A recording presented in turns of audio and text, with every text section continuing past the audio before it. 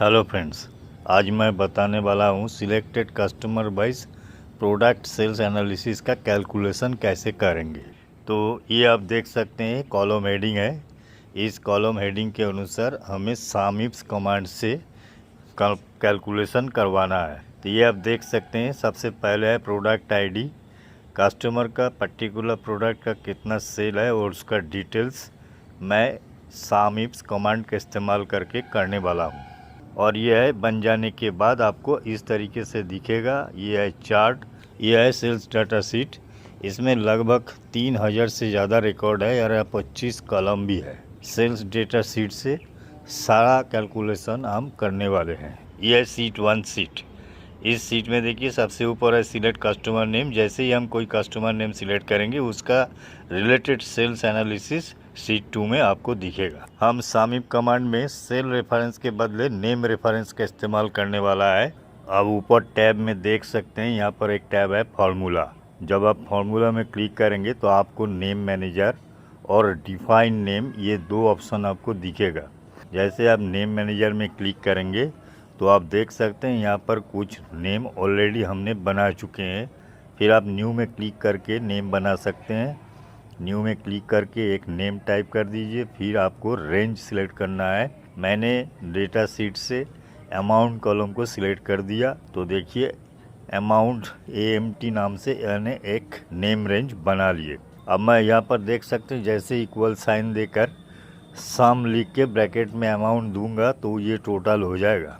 आप स्क्रीन पर देख सकते हैं, यहाँ पर सिलेक्ट कस्टमर नेम के बाद एक लिस्ट है। उस लिस्ट में क्लिक करके आप कोई भी कस्टमर को सिलेक्ट कर सकते हैं।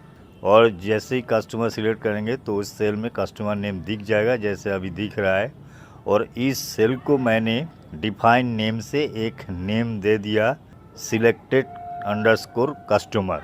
अब हम कहीं पर भी इक्वल साइन देकर सिलेक्टेड कस्टमर लिख देते हैं तो वहाँ पर कस्टमर नेम डिस्प्ले हो जाएगा। सीट का किसी भी सेल में या किसी भी सीट में आप इस डिफाइन नेम को यूज़ कर सकते हैं। बार बार आपको रेंज सिलेक्ट करना नहीं होगा, सिर्फ नेम को कॉल करेंगे तो डेटा अपडेट हो जाएगा। तो हम सामिप कमांड लिखने के लिए इक्वल साइन देकर सामिप्स लिखेंगे।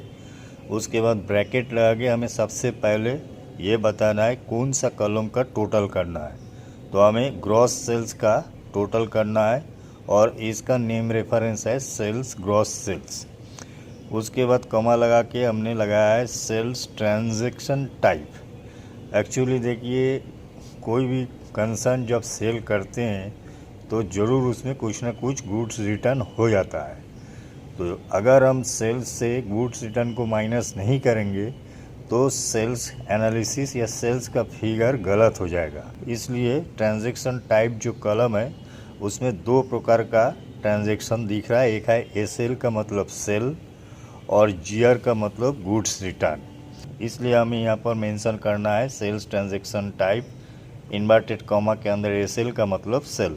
फिर हमें सेल्स कस्टमर नेम का कॉलम को असाइन करना है। फिर हमें सिलेक्टेड कस्टमर का नेम को डिफाइन करना है।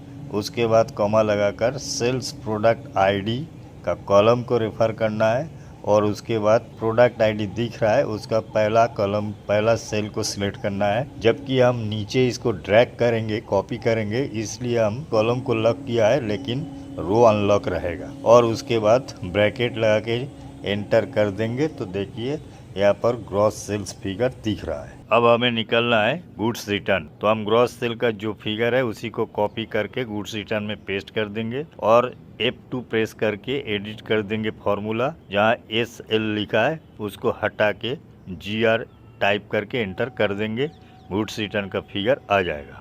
उसके बाद हमें नेट ग्रॉस सेल निकालना है। जो gross sale minus goods return करेंगे तो नेट ग्रॉस सेल आ जाएगा। अब हमें निकालना है रिटर्न परसेंटेज।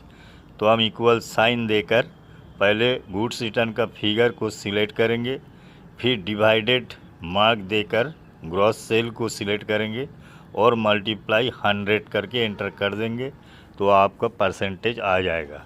अब हमें निकालना है डिस्काउंट अमाउंट। तो ग्रॉस सेल का जो फॉर्मूला है उसी को कॉपी करके यहाँ पेस्ट कर देंगे। F2 प्रेस करके इसको एडिट करना है। जहाँ सेल्स ग्रॉस सेल है उसको हटा के सेल्स डिस्काउंट अमाउंट कर देना है, क्योंकि इसी का टोटल हमें चाहिए। ये है सेल्स फिगर निकलेगा। अब हमें इससे गुड्स रिटर्न को माइनस करना है, तो एक माइनस साइन देंगे और पूरा फार्मूला जो लिखा है उसको कॉपी करके माइनस साइन के बाद पेस्ट कर देंगे और एसएल को हटा के जीआर करके एंटर कर देंगे, तो डिस्काउंट अमाउंट का फिगर आ जाएगा।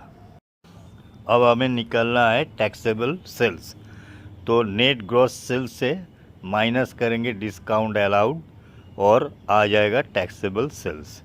इसमें कोई फार्मूला लिखना नहीं है। उसके बाद का कॉलम में लिखना है जीएसटी या टैक्स पेड, जो भी है उसका कैलकुलेशन लिखना है। तो हम डिस्काउंट अलाउड में जो फार्मूला है उसी को कॉपी करके यहाँ पेस्ट कर देंगे और F2 प्रेस करके देखिए जहाँ सबसे पहले डिस्काउंट अमाउंट था, अब उसको हटा के जीएसटी अमाउंट कर देंगे दोनों में, माइनस से पहले जो सेल्स फार्मूला है उसमें भी और माइनस के बाद जो गुड्स रिटर्न का फार्मूला है उसमें भी। अब हमें चाहिए नेट बिल वैल्यू, तो इसके लिए हम net gross sales minus discount plus tax या GST amount equal net bill value आ जाएगा। अब हमें पेमेंट रिसीव कॉलम का टोटल करना है। सेल्स बिल वैल्यू में देखिए सेल्स डाटा शीट में ये है पेमेंट रिसीव्ड का कॉलम, और इसमें जिसका पेमेंट रिसीव हुआ उसको वाई लिखा हुआ है और जिसको रिसीव नहीं हुआ वो ब्लैंक है। तो यहाँ पर मैं F2 प्रेस करूँगा और जहाँ पर सेल्स डिस्काउंट अमाउंट है उसको हटा के सेल्स अमाउंट जो नेम है उसको असाइन करूँगा और इस सामी फार्मूला का आखिरी में जाकर एक कॉमा लगाएंगे और एक और क्राइटेरिया ऐड करना है, वह है सेल्स पेमेंट रिसीव्ड, ये नेम है, कॉमा लगाकर इक्वल साइन देकर वाई साइन वाई लिखेंगे। सेम चीज़ माइनस साइन के बाद भी करेंगे, दोनों में करके एंटर करेंगे तो पेमेंट रिसीप्ट का फिगर आ जाएगा। उसके बाद हमें पेमेंट ड्यूज़ का भी करना है और ये बहुत आसान है। पेमेंट रिसीव वाला फार्मूला कॉपी कर दीजिए, पेमेंट ड्यूज़ में पेस्ट कर दीजिए और जहाँ पेमेंट रिसीप्ट वाई लिखा है उस वाई को सिर्फ हटा दीजिए, ब्लैंक इन्वर्टेड कॉमा रहेगा और दोनों में चेंज करके एंटर कर दीजिए तो पेमेंट ड्यूज़ का भी फिगर आ जाएगा। ड्यूज़ परसेंटेज को निकालने वाला है, तो इसके लिए हम क्या करेंगे, पहले इक्वल साइन देंगे, फिर पेमेंट ड्यूज़ अमाउंट को सिलेक्ट करेंगे, डिवाइडेड साइन देकर नेट बिल वैल्यू को सिलेक्ट करेंगे, मल्टीप्लाई 100 लिख कर एंटर कर देंगे। टोटल करने के लिए आप उस कॉलम को सिलेक्ट कर लीजिए और ऊपर राइट साइड में देखिए ऑटो सम का ऑप्शन है, वहाँ क्लिक कीजिए तो टोटल हो जाएगा। अब हम कंडीशनल फॉर्मेटिंग लगाने वाला हूँ दोनों परसेंटेज वाले कॉलम पर। अगर इसका वैल्यू 5 से ज़्यादा है तो रेड कलर में वो डिस्प्ले होगा। तो इसके लिए हम कंडीशनल फॉर्मेटिंग में क्लिक करेंगे, उस पर जाएंगे, न्यू रूल पर क्लिक करेंगे, फिर जो दूसरा ऑप्शन है format only sales that contain, और नीचे देखिए एडिट द रूल डिस्क्रिप्शन है, वहाँ बिटवीन जैसा है उसी को रहने दीजिए। बाकी दोनों में एक में लिख दीजिए 5.01 और दूसरे में लिख दीजिए 100। फिर नीचे फॉर्मेट में क्लिक करके फिल कलर को रेड कर दीजिए, फॉन्ट कलर को वाइट कर दीजिए, ओके कर दीजिए।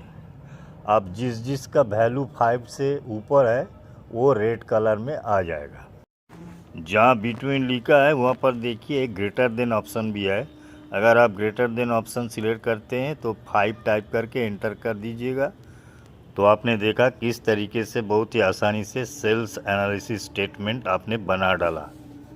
अब आप कस्टमर चेंज कीजिए और देखिए उस कस्टमर का हिसाब से सेल्स फिगर अपडेट हो जाएगा। तो चलिए देखते रहिए, सीखते रहिए। धन्यवाद।